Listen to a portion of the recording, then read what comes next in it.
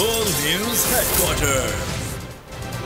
बिस्मिल्लाहिर्रहमानिर्रहीम, अस्सलाम वालेकुम। बोल न्यूज हेडक्वार्टर्स में खुशामदीद। मैं हूँ सोनिया शेख। मैं हूँ आपके साथ रमशा साशर और मैं हूँ अफशीन कुरैशी। हेडलाइंस आपने जानी, बुलेटिन की टॉप स्टोरीज में आज शामिल करें। कड़ाके की सर्दी,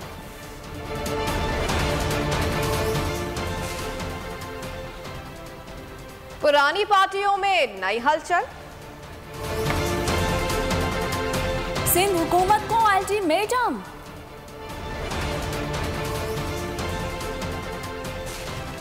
और डकैतों की न्यू ईयर लूट।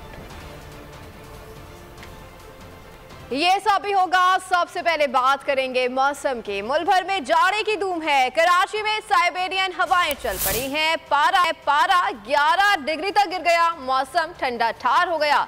बलूचिस्तान में भी शदीद सर्दी ने बसेरा कर लिया। बालाई इलाकों में खून जमा देने वाली ठंड है। बालाई इलाकों में पहाड़ों ने सफेद चादर ओढ़ ली है। धुंध के बाइस मुतादिद परवाजें मनसूख कर दी गई। मुल्क के मुख्तलिफ शहर शदीद धुंध की लपेट में। कौमी शाहराहों पर हद निगाह सिफर रह गई। हादसा से बचाव के लिए मोटरवे M2 ठोकर न्याज पेक से कलर कहार तक, M3 रजाना से फैजपुर तक, M4 फैसलाबाद से पिंडी भटिया तक और M5 मुल्तान से रोहड़ी तक बंद कर दी गई। मोटरवे M11 को भी काला शाकाको टोल प्लाजा से संबड़ियाल तक हर तरह की ट्रैफिक के लिए बंद कर दिया गया। मोटरवे पुलिस की शहरियों को गैर ज़रूरी सफ़र से गुरेज की हिदायत। ड्राइवर्स को फॉग लाइट्स के इस्तेमाल का मशवरा। और कराची में सर्द हवाओं ने शहरियों ने हर मंजर धुंधला दिया। लाहौर से हमारे साथ इस वक्त मौजूद है खुर्रम मलिक। खुर्रम, ये बताइएगा लाहौर का मौसम कैसा है, धुंध की क्या सूरत हाल है और शहरी किस तरह से एंजॉय कर रहे हैं इस खूबसूरत मौसम को? मुल्क के दीगर शहरों की तरह लाहौर में भी जो है सर्दी की शिद्दत में दिन ब दिन इजाफा होता चला जा रहा है। सर्दी की शिद्दत के साथ साथ धुंध की शिद्दत में भी जो है वो इजाफा दिखाई दे रहा है। गुज़िश्ता रोज से आज धुंध थोड़ी कम तो है, लेकिन हद निगाह जो है वो आज भी 250 मीटर तक जो है वो महदूद होकर रह गई है। शहरी जो है वो आज इस मौसम को इंजॉय तो कर रहे हैं, लेकिन सफ़र करना भी शहरियों के लिए जो है वो काफ़ी ज़्यादा मुश्किल हुआ है। यकीनन सुबह का टाइम है और ऑफिस के औकात हैं और शहरी जो है वो इंडिकेटर्स का इस्तेमाल करें, ट्रैफिक पुलिस की जानिब से कहा जा रहा है, जबकि अगली गाड़ी से जो है मुनासिब फासला रखकर जो है वो गाड़ी चलाएं। दूसरी जानिब अगर मोटरवे की बात करता चलूँ तो मोटरवे को मुख्तलिफ सेक्शन से जो है लाहौर से बंद किया गया, जबकि लाहौर M2 मोटरवे तमाम ट्रैफिक के लिए लाहौर से जो है वो बंद किया गया। इसी तरह मुल्तान मोटरवे को जो है तमाम ट्रैफिक के लिए बंद किया गया। लाहौर सियालकोट मोटरवे M11 को जो है तमाम ट्रैफिक के लिए लाहौर से बंद किया गया। दूसरी जानिब M4 पिंडी भटिया से अब्दुल हकीम तक जो है वो बंद की गई है। फैजपुर से रोजाना तक जो है मोटरवे को जो है वो बंद किया गया। दूसरी जानिब मोटरवे इंतजामिया की जानिब से भी शहरियों से यही हदायत जारी की जा रही है कि अगर दौरान सफ़र मोटरवे का इस्तेमाल कर रहे हैं तो फॉग लाइट्स का इस्तेमाल करें और अगली गाड़ी से मुनासिब फासला रखकर जो है वो गाड़ी चलाएं। महकमा मौसमियात की बात करता चलूँ तो महकमा मौसमियात के मुताबिक आज शहर लाहौर में कम से कम दर्जा हरारत 4 डिग्री सेंटीग्रेड रहने का इम्कान जो है वो जाहिर किया जा रहा है, जबकि ज़्यादा से ज़्यादा दर्जा हरारत 15 डिग्री सेंटीग्रेड तक रिकॉर्ड किया गया। दूसरी जानिब हवा में नमी के तनासुब की बात करता चलूँ तो आज शहर लाहौर में 95% तक जो है हवा में नमी का तनासुब जो है वो रिकॉर्ड किया गया और इस वक्त शहर लाहौर में हवाएं जो है वो काफ़ी कम स्पीड में जो है वो चल रही हैं। दूसरी जानिब ठीक है, धुंध की वजह से मोटरवे को पर बंद कर दिया गया है। खुर्रम मलिक अपडेट कर रहे थे, बहुत शुक्रिया। ओकाड़ा में रुनाला, खुर्द और डबाही इलाकों में भी गहरी धुंध का राज है। हद निगाह सिफर रह गई है, जिसके बाइस ट्रैफिक की रवानी मुतासिर है। मजीद बता रहे हैं बोल न्यूज़ के नुमाइंदे राव नदीम। जी राव, बताइएगा। जी बिल्कुल, धुंध ने तमाम तरह लपेट में लिया हुआ है। हर तरफ धुआं ही धुआं है। धुंध के बाद हद निगाह इंतहाई कम होकर रह गई है। मैं इस वक्त मौजूद हूँ रुनाला खुर्द बाईपास पर। यहाँ पर आप देख सकते हैं धुंध ने मंजर धुंधला दिए हैं। धुंध के बायस ट्रैफिक की रवानी काफ़ी हद तक मुतासर नज़र आ रही है, जबकि मुसाफिरों को भी शदीद मुश्किलात का सामना है। रिनाला खुर्द के जो नवाही इलाके हैं वो तमाम इलाके जो हैं इस वक्त गहरी धुंध की लपेट में हैं, जिसकी वजह से शहरियों को शदीद मुश्किलात का सामना है। जबकि मोटरवे पुलिस की जानब से भी ड्राइवर हजरात और मुसाफिरों को बार बार हदायत जारी की जा रही है कि मुसाफिर हजरात गैर ज़रूरी सफ़र से गुरेज करें और ड्राइवर हजरात जो है वो गाड़ियों में फोग लाइट के इस्तेमाल को यकीनी बनाएं और दरमियानी फासला जो है वो बरकरार रखें। ताहम इस हवाले से मौसम का हाल बताने वालों के मुताबिक धुंध का जो सिलसिला है ये आइंदा ठीक है। राव नदीम आगाह करने के लिए आज़ाद कश्मीर में भी मौसम सरमा जोबन पर बुलंद पहाड़ों ने बर्फ की सफ़ेद चादर ओढ़ ली। आज़ाद कश्मीर ज़िला जहलम वैली के बुलंद मकाम से मंजर कशी कर रहे हैं बशारत मुगल। हुकूमत मुजफ्फराबाद समेत रियासत भर के बुलंद और बाला पहाड़ों ने खुद पर बर्फ का सफ़ेद लिबास सजाया हुआ है, जबकि मैदानी इलाकों में होने वाली बारिशों ने सब कुछ नला के रख दिया है। मौसम की आँख मचोली, चूँकि इस मौसम की रवायती अदा है और जिस जगह पर मैं मौजूद हूँ ये आज़ाद कश्मीर की मशहूर सरगाह गंगा चोटी के दामन में वाक़ा इलाका बनी लंगड़ियाल है। यक बस्ता हवाओं का राज है, शदीद सर्दी पड़ रही है यहाँ। मेरे अके में आप बिल्कुल देख सकते हैं जो बुलंद और बाला पहाड़ है उनको बर्फ ने अपनी लपेट में लिया हुआ है और एक खूबसूरत मंजर पेश कर रहे हैं। जबकि इनके ऊपर धूप लग रही है, इनकी जो चमक है वो देखने वालों को मुतासर कर रही है। अगर आज़ाद कश्मीर के दीगर अजला की बात की जाए जिसमें वादी नीलम है, लीपा वैली या हवेली है, दीगर जो आज़ाद कश्मीर के बुलंद तरीन मुकामात हैं वहाँ भी शदीद बर्फबारी के बायस जो लोग हैं वो अपने घरों में मैसूर होकर रह चुके हैं। उसके बाद जब दिन को कहीं धूप निकलती है इसका मज़ा लेने के लिए लोग अपने घरों से बाहर निकलते हैं, फैमिलीज़ के साथ उनकी मौज मस्तियाँ होती हैं। अगर बात की जाए इस सर्द मौसम की तो इंसानों समेत तमाम जानदारों को गर्म पनाहगाहों की जो ज़रूरत है वो शिद्दत से महसूस हो रही है। खून जमा देने वाली सर्दी ने इलाका मकीनों को परेशान करके रखा हुआ है। बलाई इलाकों में गर्म लाफ लपेटे हुए गर्म कपड़ों में दोस्तों की चौपाल भी जमती है। आग, अंगीठी और ड्राई फ्रूट के जरिए जो लोग हैं वहाँ सर्दी से बचने के लिए बहुत शुक्रिया, आपने आज़ाद कश्मीर से अपडेट कर रहे थे। उधर बलोचिस्तान के बालाई इलाके शदीद सर्दी की लपेट में रहेंगे। महकमा मौसमियात के मुताबिक जिला किलात -8 डिग्री सेंटीग्रेड के साथ सूबे का सर्द तरीन इलाका रिकॉर्ड किया गया। सूबाई दारुल हुकूमत में दर्जा हरारत -4 जबकि ज़ियारत में -6 डिग्री सेंटीग्रेड रिकॉर्ड किया गया है। मज़ीद तफसीलात जानते हैं क्वेटा से हमारे नुमाइंदे दानिश मुराद से। दानिश, बताइएगा क्वेटा में क्या सूरत हाल है मौसम की? जी, क्वेटा समेत बलूचिस्तान के बालाई इलाके आज भी शदीद सर्दी की लपेट में रहेंगे। महकमा मौसमियात के मुताबिक ज़िला कलात जो है वो -7 से 8 डिग्री सेंटीग्रेड के साथ सुबह का सर्द तरीन इलाका जो है वो आज रिकॉर्ड किया जा रहा है। इसी तरह अगर सूबाई दारुल हुकूमत की बात करें तो सूबाई दारुल हुकूमत में दर्जा हरारत -4 जबकि ज़िला ज़ियारत में दर्जा हरारत जो है वो -5 से 6 डिग्री सेंटीग्रेड तक रिकॉर्ड किया जा रहा है। ओवरऑल सिचुएशन यह है कि महकमा मौसमियात के मुताबिक जो शुमाली इलाका जात हैं और जो मैदानी इलाके हैं वहाँ पर शदीद सर्दी रहेगी, जबकि जो बालाई इलाके हैं और जो पहाड़ी सिलसिले हैं वहाँ पर जो है वो आज भी महकमा मौसमियात के मुताबिक हल्की हल्की बर्फबारी, जो पहाड़ी सिलसिला है वहाँ पर हल्की हल्की बर्फबारी और जो मैदानी इलाके हैं वहाँ पर आज भी हल्की हल्की बारिश का जो है वो इम्कान जाहिर किया गया है। महकमा मौसमियात के मुताबिक आइंदा 24 घंटों के दौरान बलूचिस्तान के जो शुमाली और जो बालाई इलाके हैं वहाँ पर सर्दी जो है जो सर्दी है वो शदीद रहेगी। और इसके अलावा जो महकमा मौसमियात के मुताबिक बलूचिस्तान के बालाई इलाके का इम्कान मौजूद है। दानिश अपडेट कर रहे थे, बहुत शुक्रिया।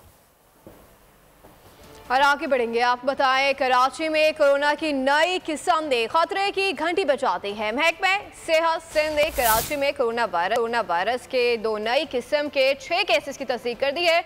ओमिक्रॉन वेरिएंट XBB और XBB1 के 3 cases THA, 1 case Shadman homes, 1 case Tariq road और 1 केस कराची के नामालूम मकाम से सामने आया है। केसेस की तस्दीक आगा खान लेबॉर्ट्री में की गई है। कौमी इदारा बराए सेहत ने नए वेरिएंट की पाकिस्तान में मौजूदगी की तरदीद कर दी है। तर्जुमान का कहना है ये वबा का BF7 वेरिएंट नहीं है जो हमसाया ममालिक में रिपोर्ट हो रहा है। रिपोर्ट होने वाला XBB वेरिएंट पुराना है, ये ओमिक्रॉन है। महकमा सेहत की एहतियाती तदबीर इख्तियार करने की हिदायत।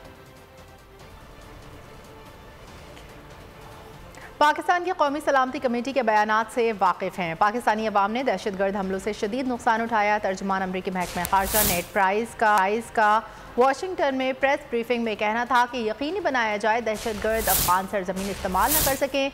अफगानिस्तान में सूरत हाल का बखौर जायजा ले रहे हैं। G7 और दीगर ममालिक भी तशवीश का इजहार कर चुके हैं। अफगानिस्तान में NGOs खुसूसन ख़वातीन को काम की इजाज़त मिलनी चाहिए। अफगान अवाम की बेहतरी के लिए पुरअज़म है। तालिबान के फैसलों के खिलाफ इक़दाम का जायजा ले रहे हैं। They continue to demonstrate their contempt for the welfare and the rights and freedoms of the Afghan people, particularly women and girls, and their disinterest in normal relations with the international community. We are assessing the impact on this edict. We're discussing options that will allow us to maintain a strong, principled position as the single largest donor of humanitarian assistance in Afghanistan, while also doing what we can to prevent the humanitarian situation from deteriorating even further as a result of the difficult operating environment the Taliban have themselves created. We are committed to helping to alleviate the suffering of the Afghan people who are the victims of the Taliban's own harmful policies, and we are looking at what specific consequences can be levied against the Taliban to register our condemnation, again, doing so in coordination with allies and partners. और वज़ीर ख़ारजा ने तहरीक तालिबान अफगानिस्तान को हकीकत करार दे दिया। कहते हैं TTP एक फितना है, हम दहशतगर्दी के खिलाफ जंग जीत चुके थे। साबिक हुकूमत ने गिरफ्तार दहशतगर्दों को रिहा कर दिया। दहशतगर्दों को किसी सूरत मुआफ नहीं करेंगे, मुल्क में आइन की रिट कायम करेंगे। तालिबान एक हकीकत है, तहरीक तालिबान पाकिस्तान एक फितना है। नेटो और पूरी दुनिया अफगानिस्तान में नहीं कर सका, हमने पाकिस्तान से दहशतगर्दों को पाक कर दिया। हमें इम्पोर्टेड जो कहता है वो खुद दहशतगर्दी को इम्पोर्ट कर रहा है। एक तरफ से वो कहता है कि मेरे लोग जो है वो असेंबली को से इस्तीफा देंगे, लेकिन जब वक्त आता है स्पीकर के पास आना तो फिर उसका वाइस चेयरमैन शाह महमूद कुरैशी जैसे लोग और परवेज खटक गायब हो जाते हैं। वो भी अगर इस्तीफा नहीं देना चाह रहे हैं, वो भी अगर असेंबली नहीं पहुंचते हैं, तो बाकी मैं आपको लिस्ट सुना सकता हूं। उनका बेचारे उधर जो है पाव पकड़े हुए हैं स्पीकर साहब का कि हमारा इस्तीफा ना वसूल किया जाए। अर्ली इलेक्शंस तो हो नहीं सकते। एडवाइस ये है कि वो आए, पार्लियामान में बैठे, अपना सही किरदार अदा करे। 6 महीने अगर वो वज़ीर आज़म नहीं रहा तो क्या क़यामत होगी। जहाँ तक MQM की बात है, मैं समझता हूँ कि हमने MQM के साथ मिलकर काफ़ी चीज़ें हासिल की हैं। MQM और पाकिस्तान पीपल्स पार्टी जहाँ हमारा बहुत से इश्यूज और आपस में इख्तलाफात रहे हैं और आगे जाके भी होंगे ज़रूर, और हमें हर किसी के साथ, हर पाकिस्तान में जो स्टेक होल्डर है, जो पाकिस्तान की नुमाइंदगी करते हैं, जो अपना एक वजूद है, उनसे हम मिल के काम करने की कोशिश करें। कोई भी मईशत आइसोलेशन में नहीं चलती। IMF के पास जाने से खुद मुख्तारी का मसला होता है। चेयरमैन PTI इमरान खान का कहना है कि हमें हुकूमत मिली तो मुल्क दिवालिया के करीब था। लाहौर को पेरिस और मुल्क को एशियन टाइगर बनाने के नारे लगाए गए। एक्सपोर्ट में इजाफे के बगैर एशियन टाइगर कैसे बन जाएंगे? इमरान खान ने मुखालफिन को भी आड़े हाथों ले लिया। हर शोर मचाते ही IMF के पास जा रहे हैं। हमने खुद माजी में शोर मचाया IMF के पास, क्योंकि सॉवरेनिटी का इशू आ जाता। जब हमारी गवर्नमेंट आई और हम तो पहली दफ़ा आए थे, तो मैंने रियलाइज़ किया कि जो हमारा सारा गवर्नमेंट का स्ट्रक्चर बन चुका है, उसको यही नहीं समझ के पाकिस्तान की प्रायोरिटीज़ क्या है। गवर्नमेंट को तो ये समझना चाहिए ना कि जब तक हमारी एक्सपोर्ट्स नहीं बढ़ेगी, पाकिस्तान अपने पैर पे नहीं खड़ा हो सकता। जो मुल्क अपनी एक्सपोर्ट्स नहीं बढ़ाएगा, अपनी डॉलर इनकम को नहीं बढ़ाएगा, वो कैसे कह सकता है कि मैं एशियन टाइगर बन जाऊंगा। मैंने ऐसे भी स्लोगन सुने हैं, लाहौर को पेरिस बना देंगे। तो सिंपल चीज़ ये है कि अगर आपकी आमदनी नहीं बढ़ रही और खर्चे आपके बढ़ते जा रहे हैं, यानी इंपोर्ट्स बढ़ती जा रही हैं, तो आप कैसे एक मुल्क सॉल्वेंट रहेगा। 30 साल से इस मुल्क के ऊपर 2 खानदानों की कब्जा हुआ था और उन्होंने अपने आप को साबित किया इंटरनेशनली भी और नेशनली भी कि वो कितने करप्ट हैं। इन्होंने जो आपस में एक दूसरे के अगेंस्ट सारी पब्लिक को तैयार किया, 20 साल 25 साल कहते रहे कि वो कहता वो चोर है, वो चोर है, केसेस एक दूसरे के ऊपर बनाए। मेरी जिंदगी में मैंने कभी इस तरह का, ये जो आज मायूसी आप देख रहे हैं, ये इसकी वजह से इनको रिजेक्ट किया अवाम ने। मुझे तो इनके अगेंस्ट वोट पड़ी, इन दोनों पार्टीज के अगेंस्ट। तो इनको जब फिर मुसल्लत किया गया, मेरे ख्याल में ये पाकिस्तान की सबसे बड़ी ट्रेजेडी है। 7.5 लाख पाकिस्तानी और जिनमें टॉप प्रोफेशनल्स थे, वो सिर्फ पिछले 7 महीने में मुल्क छोड़ के चले गए। कि जब इन 3 स्टूजेस की शक्लें देखी लोगों ने, तो जो हमारे खिलाफ भी थे वो साथ आ गए। और हमारी ये जो अनप्रेसिडेंटेड पॉपुलैरिटी है, जिसकी वजह से ये सारे इलेक्शंस जब नाम सुनते हैं तो कान पे टांगनी शुरू हो जाती हैं। तो सारा जो स्टेटस को का सेटअप है, वो सारा मिलके एक चीज पे मुत्तफिक है कि इलेक्शन नहीं करवाने। अनफॉर्चुनेटली इनको ये जिस मर्जी तरफ से कान पकड़े, सोल्यूशन एक ही है इलेक्शन, और वो ये चाहते नहीं है क्योंकि डरते हैं। 2022 बहुत सारे तोहफे भी देके गया पाकिस्तान की आवाम को। पाकिस्तान की आवाम को एक तोहफा ये दिया कि आवाम को पता चल गया कि पाकिस्तान का मीडिया क्या है। हक और सच का सफर साल 2022 में बोल रहा नंबर 1। हमने बहुत सारे शोज और ट्रांसमिशंस की, पूरा साल मुसलसल जदोजहद में निकल गया कि ये वोट ऑफ कॉन्फिडेंस के पीछे कौन लोग थे। तोड़े रेटिंग के सभी रिकॉर्ड। एंकर्स ने भी आवाम में सबसे ज्यादा मकबूलियत पाई और सोशल मीडिया पर भी बोल रहा सब पर भारी। सब्सक्राइब करें और बेल दबाएं ताकि कोई खबर रह न जाए।